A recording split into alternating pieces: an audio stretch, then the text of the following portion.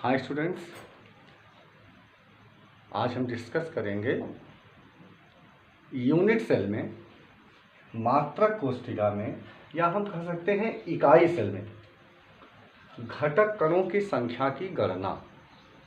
अभी आप पिछले हमारे लेक्चर्स में यूनिट सेल के बारे में या इकाई कोष्ठिका के बारे में लगातार पढ़ते चले आ रहे हैं। इकाई कोष्ठिका की जो परिभाषा थी उसमें एक चीज़ आपने ध्यान दिया था, वहाँ पे कहा गया था कि इकाई कोष्ठिका की बार बार पुनरावृत्ति से दिए गए पदार्थ का क्रिस्टल प्राप्त होता है। हमने आपको उदाहरण भी बताया था कि अगर हम दीवार को क्रिस्टल मान लें तो उसकी जो ईंट होगी वह उसकी इकाई कोष्ठिका यानी मात्रक कोष्ठिका या यूनिट सेल होगी। तो यहाँ पर आपको कल बताया गया था, पिछले लेक्चर में बताया गया था कि जो यूनिट सेल हैं वह दो प्रकार की हैं। एक ऐसी यूनिट सेल है जिसमें कि 8 कोनों पर एटम्स लगे होते हैं, 1 2 3 4 5 6 7 8। उसको हम कहते हैं सिंपल क्यूबिक या सरल घनी इकाई सेल। दूसरी इकाई सेल जो होती है उसमें ये होता है कि 8 कोनों पर एटम लगे होते हैं, लेकिन उसके अलावा उसकी बॉडी पर, काय पर या फलकों पर या किन्हीं दो फलकों पर एटम्स लगे होते हैं, जालक बिंदु जिसको हम कहते हैं। तो कुल मिला के 4 प्रकार की बताई गई थी। एक जिसमें कार्नर पे एटम लगे हों, दूसरे जिसपे कार्नर्स के अलावा एटम लगे हों। तो कार्नर्स के अलावा जिसपे एटम्स लगे थे वो 3 प्रकार की थी। एक थी काय केंद्रित, जिसको हमने बीसीसी कहा, सॉलिड स्टेट में हम बीसीसी शब्द का प्रयोग करेंगे। दूसरी थी एफसीसी, फलक केंद्रित।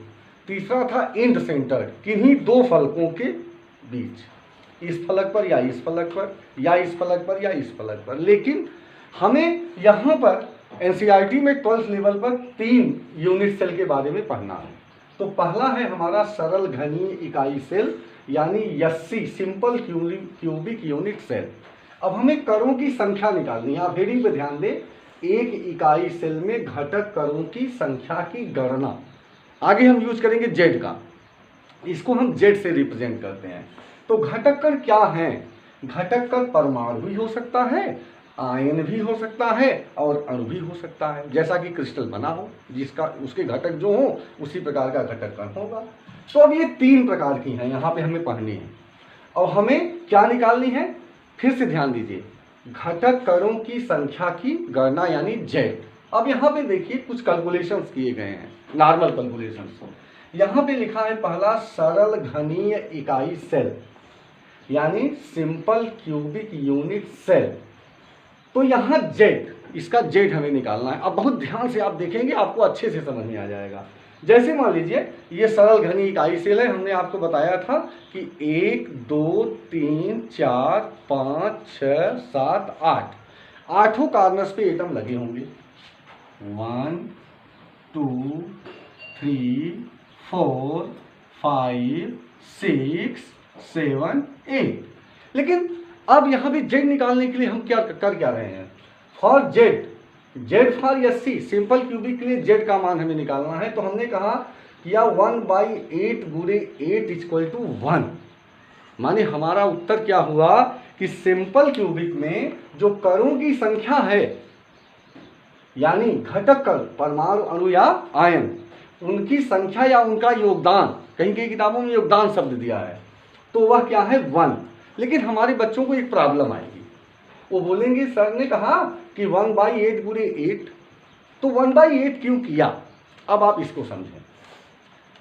अगर हम इसको यूनिट सेल माने और इस यूनिट सेल से ढेर सारी यूनिट सेल इकट्ठा करें, एक इसके ऊपर रखें, फिर इधर रखें, फिर इधर रखें, फिर इधर रखें, फिर इधर रखें, फिर इधर रखें, खूब ढेर सारा, मान लो इसको हम एक एक कर एक क्यूब फिर बना दें, बड़ा क्यूब।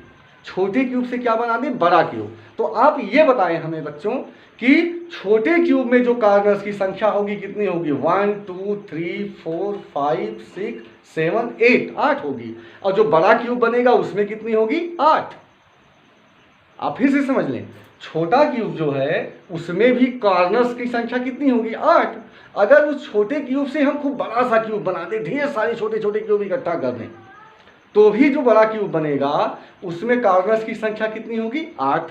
जैसे मान लीजिए एक चबूतरा बनाया जाता है गांव में, अगर आप एक स्क्वायर बनाते हैं, क्यूब बनाते हैं ईंटों से, तो ईंटों में कोरों की संख्या 8 है, लेकिन आप 2 बाई 2 बाई 2 का अगर क्यूब बनाते हैं तो उसमें भी कोनों की संख्या कितनी होगी? 8। तो इसलिए यहाँ पे 8 कॉमन हो जाते हैं, 1 के बटा 8 गुणे 8 बराबर 1। क्लियर। अब दूसरा है, तो आप कॉन्सेप्ट ये हमको मिला कि सरल घनी इकाई सेल के लिए, सिंपल क्यूबिक यूनिट सेल के लिए जेड का मान क्या होगा? 1। अब आ जाइए काय केंद्रित के लिए, फिर हम वही कॉन्सेप्ट लगाएंगे। काय केंद्रित के लिए भी 1 के बटा 8 माने बीसीसी के लिए 1 के बटा 8 के गुणे 8 बराबर 1। लेकिन ये जो बॉडी के बाद इसकी एटम लगा है, ये तो एक यूनिट सेल में एक रहबे करेगा। अगर आप 64 ईंटें लगाते हैं और एक क्यूब बनाते हैं तो ये 64 पॉइंट आएगा कि नहीं बीच वाला? ये तो कॉमन होने से रहा। इसलिए 1 के बटा 8 गुणे 8 प्लस 1 बराबर 2। तो हमारा उत्तर आया कि सिंपल क्यूबिक मतलब काय केंद्रित घनी इकाई सेल यानी BCC, body center cubic unit cell के लिए जेड की वैल्यू कितनी हो गई बेटा? 2 हो गई। अब आइए फलक केंद्रित घनी इकाई सेल एफसीसी।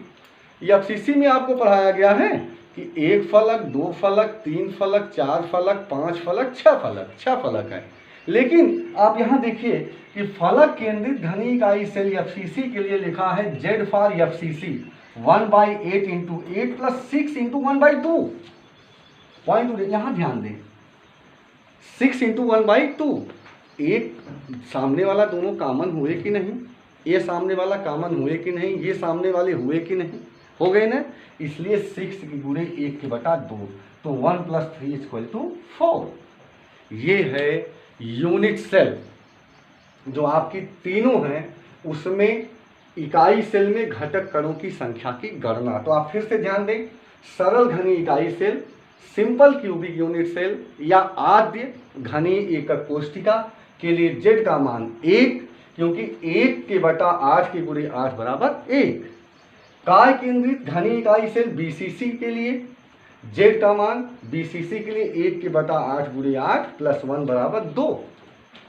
फलक केंद्रित एफसीसी के लिए यहाँ आप देखें, एफसीसी का डायग्राम आपको दिया गया है, तो 1 2 3 4 5 6 फलक 1 2 3 4 5 6। तो यहाँ जेड का मान क्या हो जाएगा? जेड फॉर एफसीसी 1 के बटा 8 गुणे 8, क्योंकि 8 कॉर्नर पे लगे हैं, प्लस 6 गुणे 1 के बटा 2। 1 के बटा 2 इसलिए क्योंकि आमने सामने। तो क्या हो गया? 1 प्लस 3 बराबर 4। ये हो गया बेटा आपका तीनों यूनिट सेल में, तीनों प्रकार की यूनिट सेल में घटक कणों यानी परमाणु अणु अथवा आयनों की संख्या की गणना। इसका प्रयोग हम आगे करेंगे, बहुत सारे इसके यूजेज आएंगे, आप इसको ध्यान से समझ लीजिए। मैं कॉर्नर पे खड़ा हो जाता हूँ, आप इसका स्क्रीनशॉट ले लीजिए और लगातार हमारा video basic concept of chemistry का प्राप्त करने के लिए आप लाइक करें, सब्सक्राइब करें और बेल आइकन को क्लिक करें, जिससे आपको ज़्यादा से ज़्यादा बेनिफिट हो सके और केमिस्ट्री के जो प्रॉब्लम है ग्रास रूट लेवल की, वह आपकी दूर हो सके। Thank you.